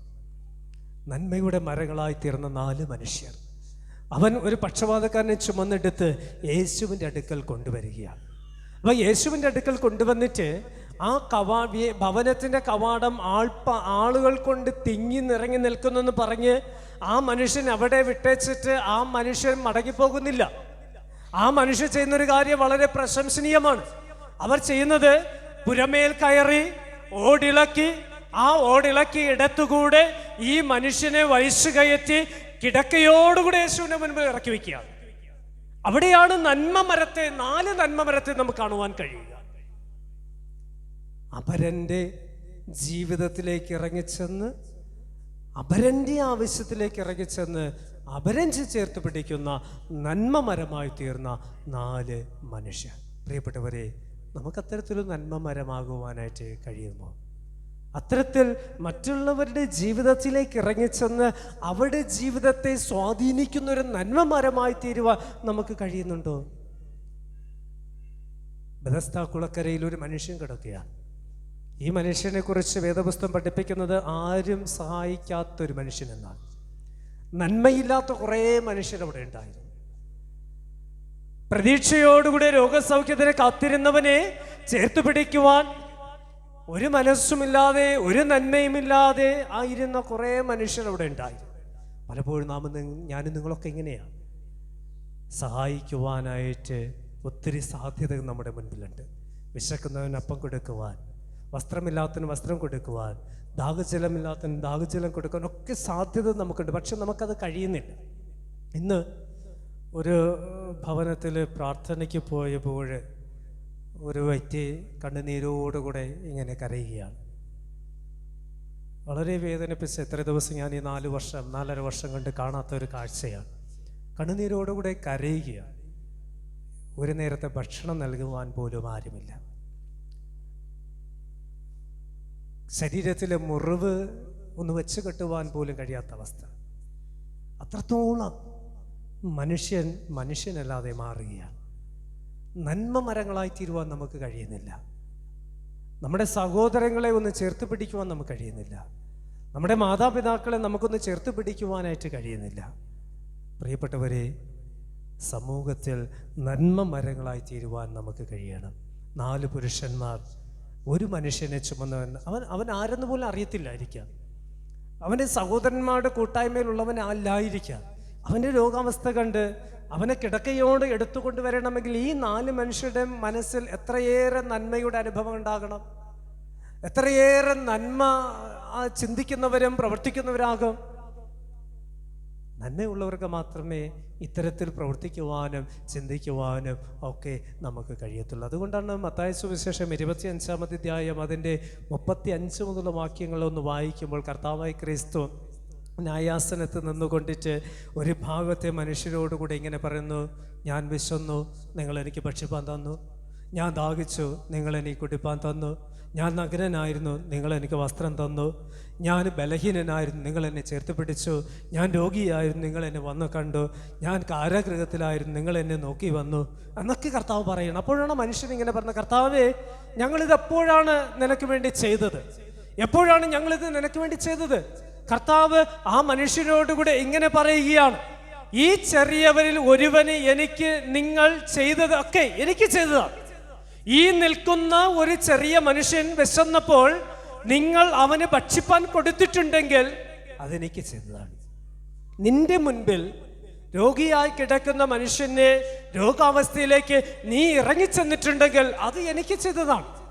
നിന്റെ മുൻപിൽ കിടക്കുന്ന മനുഷ്യൻ നഗ്നനായി കിടന്നപ്പോൾ അവന് നിന്റെ വസ്ത്രം പകർന്നു കൊടുത്തിട്ടുണ്ടെങ്കിൽ അത് എനിക്ക് ചെയ്തതാണ്. നിന്റെ മുൻപിൽ ഒരുവൻ തടവിലായിരിക്കുമ്പോൾ അവനെ പോയി കണ്ട് അവനെ ആശ്വസിപ്പിച്ചത് നീ നന്മയോടുകൂടിയാണ് എങ്കിൽ അതെനിക്ക് ചെയ്തതാണ്. തുടർന്ന് വായിക്കുമ്പോൾ 42-45 വരെയുള്ള വാക്യങ്ങൾ കർത്താവ് വീണ്ടും ഇടത്തുള്ളവരോടുകൂടെ പറയുന്നത് ഇങ്ങനെയാണ്, എനിക്ക് വിശന്നു, നിങ്ങളെനിക്ക് ഭക്ഷിപ്പാൻ തന്നില്ല. എനിക്ക് ദാഹിച്ച് നിങ്ങൾ എനിക്ക് കുടിപ്പാൻ തന്നില്ല. അതിഥിയായിരുന്നു, നിങ്ങൾ എന്നെ ചേർത്ത് കൊണ്ടില്ല. നഗ്നനായിരുന്നു, എന്നെ ഉടുപ്പിച്ചില്ല. രോഗിയും തടവിലുമായിരുന്നു, എന്നെ കാണുവാൻ വന്നില്ല. ചോദിക്കുകയാണ്, ഞങ്ങൾ എപ്പോഴാണ് നിന്നെ കണ്ടത്? കർത്താവോടെ പറയണേ, ഈ ചെറിയവർ ഒരുവനെ നിങ്ങൾ സഹായിച്ചിരുന്നുവെങ്കിൽ അതെനിക്ക് ചെയ്തത് തന്നെയാണ്. പുതിയൊരു വർഷത്തിലേക്ക് പ്രവേശിപ്പാൻ ഒരുങ്ങുന്ന പ്രിയപ്പെട്ടവരെ, ദൈവത്തിൻ്റെ വചനം മൂന്നാമത് നമ്മോട് കൂടെ പറയുന്നത് തന്നെയാണ്, ജീവിതത്തിൽ നന്മയുടെ മരങ്ങളായി തീരുക, നന്മ വൃക്ഷമായി തീരുക, തണൽ കൊടുക്കുന്ന, ഫലം പുറപ്പെട്ടു വയ്ക്കുന്ന, മറ്റുള്ളവർക്ക് സന്തോഷം നൽകുന്ന, മറ്റുള്ളവരുടെ ജീവിതത്തിൽ ആശ്രയമാവുന്ന ഒരു നന്മയുടെ വൃക്ഷമായി നമുക്കൊന്ന് തീരാം. അതിനുവേണ്ടി നമുക്ക് ദൈവത്തോടു കൂടെ പ്രാർത്ഥിക്കാം. ഈ രാത്രി 3 ചിന്തകൾ ദൈവവചനം നമ്മെ പഠിപ്പിച്ച്, ഒന്ന് ആയിരിക്കുന്ന അവസ്ഥയിൽ നിന്ന് ആയിരിക്കേണ്ട തലത്തിലേക്ക് ഒന്ന് ഉയർത്തപ്പെടുക. 2 യജമാനൻ്റെ പ്രതീക്ഷയ്ക്ക് ഒത്തവണ്ണം ഉയർത്തപ്പെടുക. 3 ജീവിതത്തിൽ എപ്പോഴും നന്മ മനുഷ്യരായി, നന്മ മരങ്ങളായി ഒന്ന് തീരുക. കൊലോസ്യ ലേഖനം അതിൻ്റെ 3-ാം അധ്യായത്തിൻ്റെ 9-10 വാക്യങ്ങൾ ഇങ്ങനെ പറയുന്നുണ്ട്, നിങ്ങൾ പഴയ മനുഷ്യനെ അവൻ്റെ പ്രവൃത്തികളോടുകൂടെ ഉരിഞ്ഞിക്കളഞ്ഞ് തന്നെ സൃഷ്ടിച്ചവൻ്റെ പ്രതിമ പ്രകാരം പരിജ്ഞാനത്തിനായി പുതുക്കം പ്രാപിക്കുന്ന പുതിയ മനുഷ്യനെ ധരിച്ചിരിക്കുന്നു. അല്ല, വിശുദ്ധ സാക്രമെന്റിൽ കൂടെ ഞാനും നിങ്ങളും ധരിക്കുന്നത് ക്രിസ്തുവിനെയാണ്. ഞാനും നിങ്ങളും പുതുപ്പിക്കപ്പെടുന്നത് ക്രിസ്തുവിൽ കൂടെയാണ്. പുതുക്കത്തിൻ്റെ മനുഷ്യനായി തീരുവാൻ, പുതുപ്പിക്കപ്പെടുന്ന അനുഭവത്തിൽ, ദൈവ സൃഷ്ടിയുടെ അനുഭവത്തിൽ, പരിജ്ഞാനത്തിൻ്റെ അനുഭവത്തോടു കൂടെ വളർന്നു വരുവാൻ പ്രിയപ്പെട്ടവരെ, കർത്താവിൻ്റെ സന്നിധി നമുക്കൊന്ന് ശരണം പ്രാപിക്കാം. കർത്താവിനോടുകൂടെ നമുക്ക് ചേർന്ന് നിൽക്കാം. കർത്താവിനോടുകൂടെ നമുക്കൊന്ന് അപേക്ഷിക്കാം, കർത്താവെ, ഞാൻ ഇന്നലകളിൽ ജീവിച്ചത് വിട്ടുപേക്ഷിച്ച് ഞാൻ ആയിരിക്കേണ്ട ഒരു തലത്തിലേക്ക് ഉയർന്നു വരുവാനായിട്ട് എന്നെ സഹായിക്കണമേ. ഞാൻ എൻ്റെ യജമാന് അവൻ പ്രതീക്ഷിക്കുന്ന ഫലം കൊടുക്കുവാനുള്ള കൃപ എന്നിൽ പകർന്നു തരണമേ.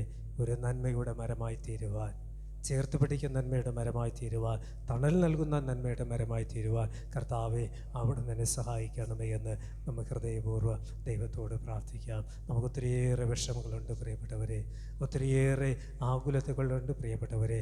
2025 പ്രവേശിക്കുമ്പോൾ ഈ വിഷമങ്ങളെ നമുക്ക് ഈ ദേവാലയത്തെ തന്നെ ഉപേക്ഷിക്കാം. നമ്മുടെ മനസ്സിൻ്റെ വെറുപ്പുകളും വിദ്വേഷങ്ങളും ഈ ദേവാലയത്തിൽ നമുക്ക് ഉപേക്ഷിക്കാം. നാം അനുഭവിക്കുന്ന ഈ സാക്രമെൻ്റിൽ മുഖാന്തരം എൻ്റെ വെറുപ്പെല്ലാം ഇവിടെ വിട്ടയച്ചിട്ട് സന്തോഷത്തിൻ്റെയും സ്നേഹത്തിൻ്റെയും സമാധാനത്തിൻ്റെ ഉള്ളൊരു പ്രാവുകളായി, നന്മയുടെ മരങ്ങളായി നമുക്ക് ഈ ആലയം വിട്ട് മടങ്ങിപ്പോകാം. നമുക്ക് മറ്റുള്ളവരെ ഒന്ന് ചേർത്ത് പിടിക്കാം. മറ്റുള്ളവരുടെ ജീവിതത്തിലേക്ക് നമുക്കൊന്ന് ഇറങ്ങിച്ചെല്ലാം. അവൻ്റെ ആവശ്യങ്ങൾ മനസ്സിലാക്കാം.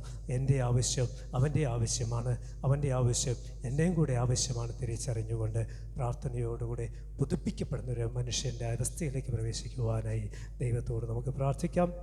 അതിന് ദൈവത്തിൻ്റെ ആത്മാവിന് നമ്മെ സഹായിക്കട്ടെ. സകല ബുദ്ധിയും കവിയും ദൈവസമാധാനം നമ്മുടെ ഹൃദയങ്ങളെ നിലവുകളെ ക്രിസ്തേശുകൾ കാത്തു പരിപാലിക്കുമാറാകട്ടെ. ആമേൻ.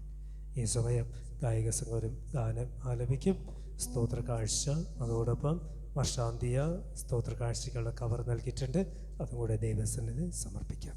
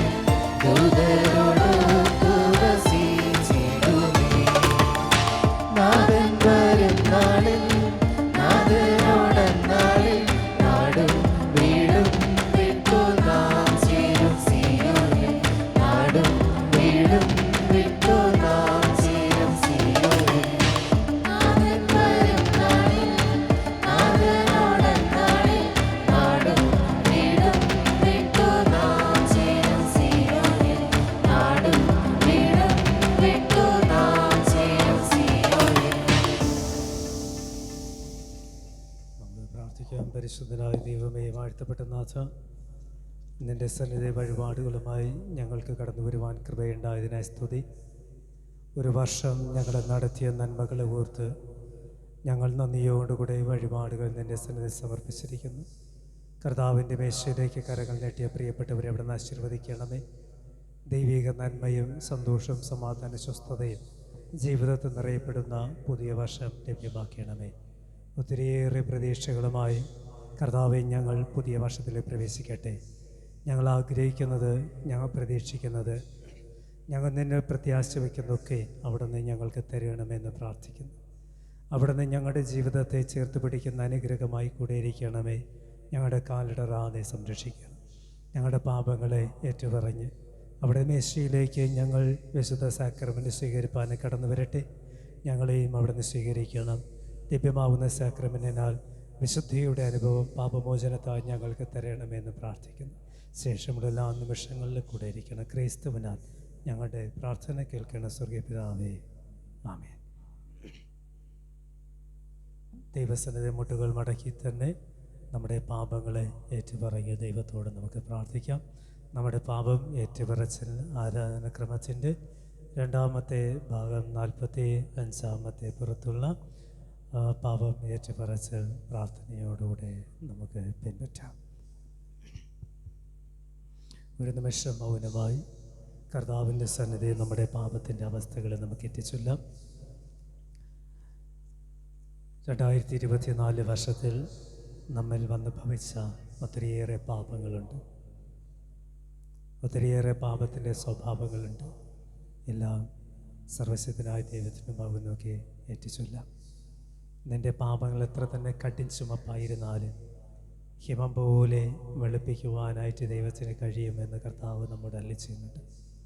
ഈ രാത്രി, ഈ വർഷത്തിൻ്റെ അവസാന ശുശ്രൂഷയിൽ കടന്നു വന്നിരിക്കുന്ന നമുക്ക്, പുതിയൊരു വർഷത്തിലേക്ക് പ്രവേശിപ്പാൻ ഒരുങ്ങുന്ന നമുക്ക്, നമ്മുടെ പാപങ്ങളെ കഴുകി നമ്മെ ഹിമം പോലെ വെളുപ്പിക്കുവാനുള്ള ദൈവകൃപ നമ്മിൽ വ്യാപരിച്ചു തരണമെന്ന് പ്രാർത്ഥിക്കാം.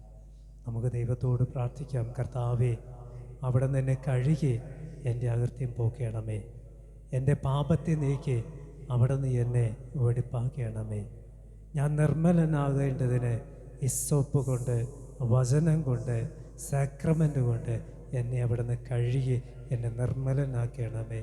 എന്നെ ഹിമത്തേക്കാൾ വെളുപ്പിക്കണമേ. എൻ്റെ ഹൃദയത്തെ, എൻ്റെ ജീവിതത്തെ, എൻ്റെ ചിന്തകളൊക്കെ അവിടെ നിന്ന് വെളുപ്പിക്കണമേ എന്ന് ദൈവത്തോട് നമുക്കൊന്ന് പ്രാർത്ഥിക്കാം.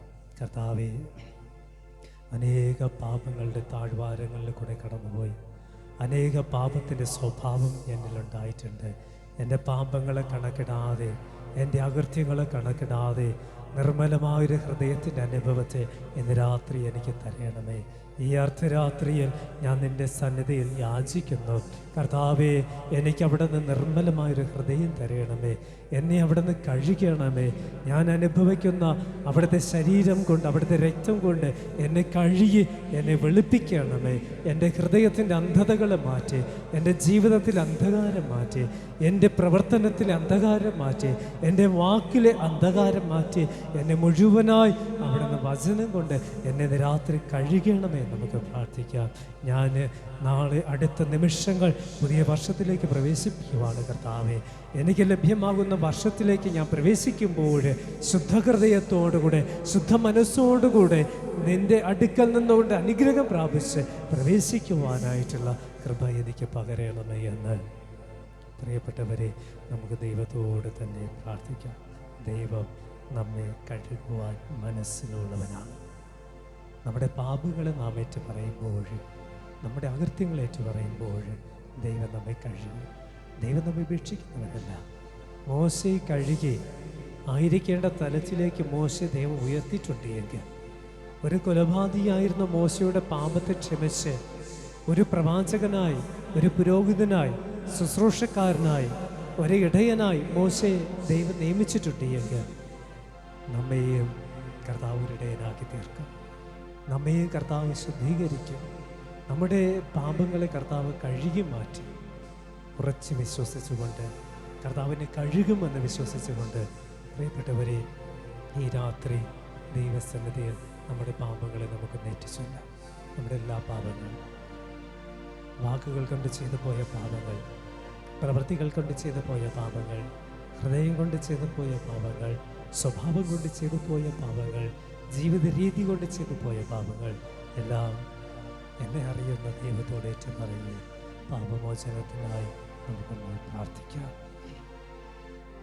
പാപമേറ്റുപറച്ചിൽ ആരാധനക്രമത്തിൻ്റെ രണ്ടാമത്തെ ഭാഗത്തിലേക്ക് നമുക്ക് പ്രവേശിക്കാം.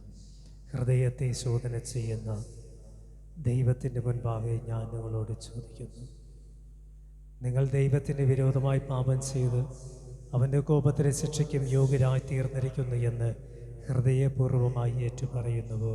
അങ്ങനെയെങ്കിൽ അത് ഞാൻ ഏറ്റുപറയുന്നു എന്ന് പ്രസ്താവിക്കുക. വാസ്തവത്തിൽ നിങ്ങൾ അങ്ങനെ ഏറ്റുപറയേണ്ടതാകുന്നു. എന്തുകൊണ്ടെന്നാൽ നമുക്ക് പാപമില്ല എന്ന് നാം പറയുന്നു എങ്കിൽ നമ്മെ തന്നെ വഞ്ചിക്കുന്നു, സത്യം നമ്മിൽ ഇല്ലാതെയായി എന്ന് തിരുവെഴുത്തുകൾ പ്രസ്താവിക്കുന്നു. നിങ്ങൾ വിചാരങ്ങളാലും വാക്കുകളാലും പ്രവൃത്തികളാലും ചെയ്തിട്ടുള്ള എല്ലാ പാപങ്ങൾക്കായും ഹൃദയപൂർവ്വം അനുദപിക്കുന്നുവോ? അങ്ങനെയെങ്കിൽ അതേ ഞാൻ അനുദപിക്കുന്നു എന്ന് പ്രസ്താവിക്കുക. ദാവീദ് രാജാവ് തകർന്നതും നിർഗിതമായ ഹൃദയത്തിന് വേണ്ടി പ്രാർത്ഥിച്ചു. പത്രോസ് ദുഃഖിച്ച് കരഞ്ഞു. പാപിയായ സ്ത്രീയും മുടിയനായ പുത്രനും മാനസാന്തരപ്പെട്ടു. ഇവർ പാപത്തെപ്പറ്റി അനുദപിച്ചതുപോലെ നിങ്ങളും വാസ്തവത്തിൽ അനുദപിക്കേണ്ടതാകുന്നു. യേശുക്രിസ്തു മുഖാന്തര കൃപയാൽ നിങ്ങളുടെ എല്ലാ പാപങ്ങളും ദൈവം ക്ഷമിക്കും എന്ന് നിങ്ങൾ വാസ്തവത്തിൽ വിശ്വസിക്കുന്നുവോ? അങ്ങനെയെങ്കിൽ അത് ഞാൻ വിശ്വസിക്കുന്നു എന്ന് ഏറ്റുപറയുക. വാസ്തവത്തിൽ നിങ്ങൾ ഇങ്ങനെ വിശ്വസിക്കേണ്ടതാകുന്നു. എന്തുകൊണ്ടെന്നാൽ തൻ്റെ ഏകജാതനായ പുത്രനിൽ വിശ്വസിക്കുന്ന ഏവനും നശിച്ചു പോകാതെ നിത്യജീവൻ പ്രാപിക്കേണ്ടതിന് ദൈവം അവന് നൽകുവാൻ തക്കവണ്ണം ലോകത്തെ സ്നേഹിച്ചു എന്ന് തിരുവെഴുത്തുകൾ പ്രസ്താവിക്കുന്നു. ഇത് മുതൽ പരിശുദ്ധാത്മാവിൻ്റെ സഹായത്താൽ നിങ്ങളുടെ പാപമുള്ള നടപ്പിനെ നിങ്ങൾ നന്നാക്കും എന്ന് വാഗ്ദത്തം ചെയ്യുന്നുവോ? അങ്ങനെയെങ്കിൽ അതേ ഞാൻ വാഗ്ദത്തം ചെയ്യുന്നെന്ന് പ്രസ്താവിക്കുക. വാസ്തവത്തിൽ നിങ്ങൾ അങ്ങനെ വാഗ്ദത്തം ചെയ്യേണ്ടതാകുന്നു. എന്തുകൊണ്ടെന്നാൽ അങ്ങനെ മനുഷ്യൻ നിങ്ങളുടെ സൽപ്രവൃത്തികളെ കണ്ട് സ്വർഗസ്ഥനായ നിങ്ങളുടെ പിതാവിനെ മഹത്വപ്പെടുത്തേണ്ടതിന് നിങ്ങളുടെ വെളിച്ചം അവരുടെ മേൽ പ്രകാശിക്കട്ടെ എന്ന് കർത്താവ് അരുളിച്ചെയ്യുന്നു. ദൈവത്താൽ വിളിക്കപ്പെട്ട ശുശ്രൂഷകനായിരിക്കുന്ന ഞാൻ മുഖാന്തരം നിങ്ങളുടെ എല്ലാ പാപങ്ങൾക്കും മോചനം കിട്ടും എന്ന് നിങ്ങൾ വിശ്വസിക്കുന്നുവോ? അങ്ങനെയെങ്കിൽ അതേ ഞാൻ വിശ്വസിക്കുന്നെന്ന് ഏറ്റുപറയുക. നിങ്ങൾ വിശ്വസിക്കുന്നത് പോലെ നിങ്ങൾക്ക് ഭവിക്കട്ടെ. വിളിക്കുകയും നിയമിക്കുകയും ചെയ്യപ്പെട്ട ശുശ്രൂഷകനായിരിക്കുന്ന ഞാൻ നിങ്ങളുടെ ഏറ്റുപറശ്യമേ ദൈവത്തിൻ്റെ കൃപയെ നിങ്ങളെല്ലാവരെയും അറിയിക്കുന്നു. അതായത് എൻ്റെ കർത്താവായ യേശു ക്രിസ്തുവിൻ്റെ കൽപ്പനയ്ക്ക് അനുസരണമായും യേശു ക്രിസ്തുവിന് പകരമായും പിതാവിൻ്റെയും പുത്രൻ്റെയും പരിശുദ്ധ എല്ലാ പാപങ്ങളെയും ക്ഷമിക്കുന്നു. ആമേൻ. നമുക്ക് എഴുന്നേൽക്കാം. തിരുവത്താഴ ശുശ്രൂഷയിലേക്ക് നമുക്ക് പ്രവേശിക്കാം.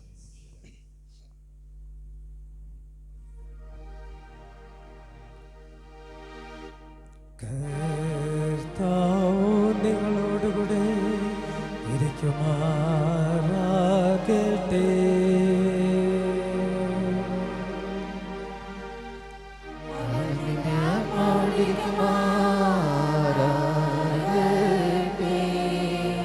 നിങ്ങളുടെ ഹൃദയങ്ങളെ ഉയർത്തുവിൻ.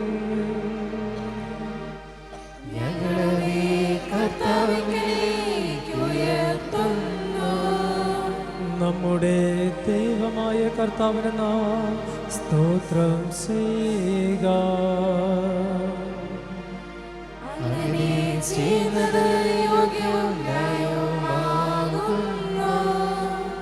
കർത്താവേ, പരിശുദ്ധ പിതാവേ, സർവശക്തനായ നിത്യ ദൈവമേ, ഞങ്ങളെല്ലാ കാലങ്ങളിലും എല്ലാ സ്ഥലങ്ങളിലും നിനക്ക് സ്തോത്രം ചെയ്യുന്നത് ഏറ്റവും യുക്തവും ന്യായവും ഞങ്ങളുടെ രക്ഷയ്ക്ക് ഉതകുന്നതുമാകുന്നു. ആകെയാ ദൈവദൂതന്മാരോടും പ്രധാന ദൈവദൂതന്മാരോടും സ്വർഗത്തിലെ സകല സംഘത്തോടും കൂടെ ഞങ്ങൾ നിന്റെ മഹത്വമുള്ള നാമത്തെ പുകഴ്ത്തി വാഴ്ത്തി എപ്പോഴും നിന്നെ സ്തുതിച്ച് പാടുന്നത്. സൈന്യങ്ങളുടെ ദൈവമായ കർത്താവ് പരിശുദ്ധൻ,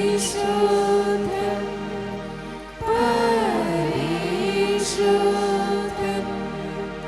പരിശുദ്ധൻ. ആകാശവും ഭൂമിയും നിന്റെ മഹത്വം കൊണ്ട് നിറഞ്ഞിരിക്കുന്നു. ഹോശന്നാ, ഹോശന്നാ, മഹോന്നതത്തിൽ ഹോശന്നാ. വാഴ്ത്തപ്പെട്ടവൻ, വാഴ്ത്തപ്പെട്ടവൻ, കർത്താവിൻ നാമത്തിൽ വരുന്നവൻ. വാഴ്ത്തപ്പെട്ടവൻ.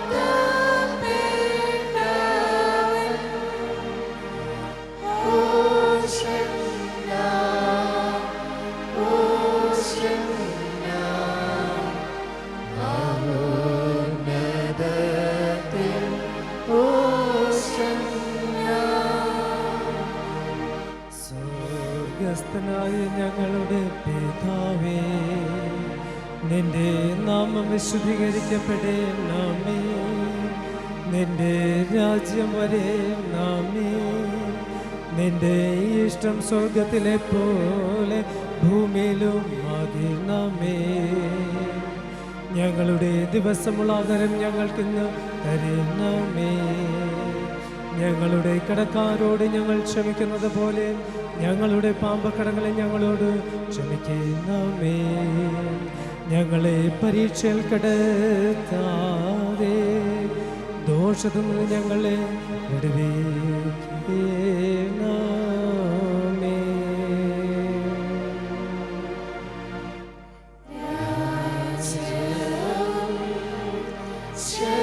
ശക്തിയും മഹത്വവും എന്നേക്കും നിലകൊള്ളുന്നല്ലോ.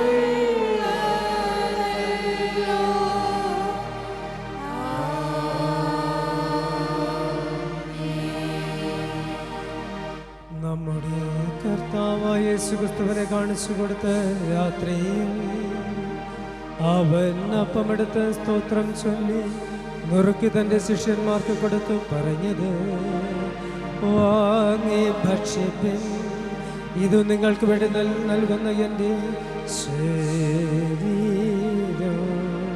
എൻ്റെ ഓർമ്മയ്ക്കായി ഇതു ചെയ്യുവിൻ. അവണം തന്നെ അത്താഴം കഴിഞ്ഞ ശേഷം അവൻ പാനപാത്രമെടുത്ത് സ്തോത്രം ചൊല്ലി അവർക്ക് കൊടുത്തു പറഞ്ഞത്, നിങ്ങളെല്ലാവരും ഇതൊന്ന് കുടിപ്പിൻ, ഇത് നിങ്ങൾക്ക് വേണ്ടി പാപമോചനത്തിനായി ചൊരിയുന്ന എൻ്റെ രക്തത്തിലെ പുതിയ നിയമമാകുന്നു. ഇത് കുടിക്കുമ്പോഴൊക്കെയും എൻ്റെ ഓർമ്മയ്ക്കായി ചെയ്യുവിൻ. കർത്താവിൻ്റെ സമാധാനം എല്ലായ്പ്പോഴും നിങ്ങളോട് കൂടെ ഇരിക്കുമാറാകട്ടെ.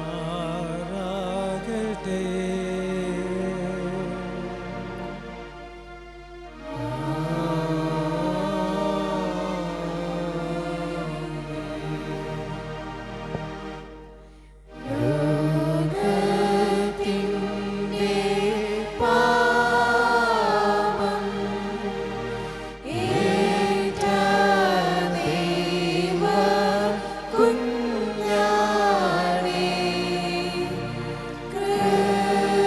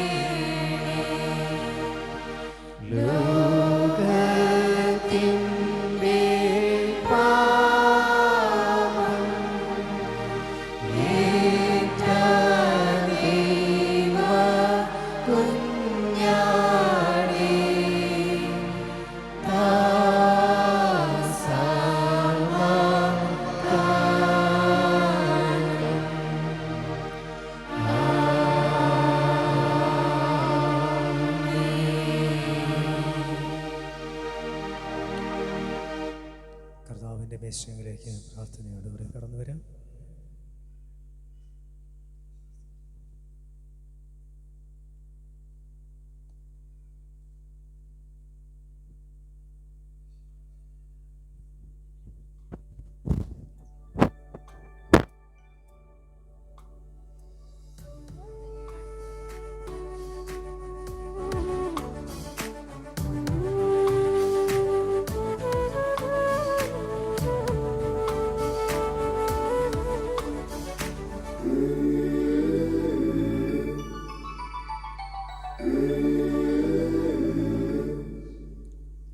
സ്വർഗം കവിതേ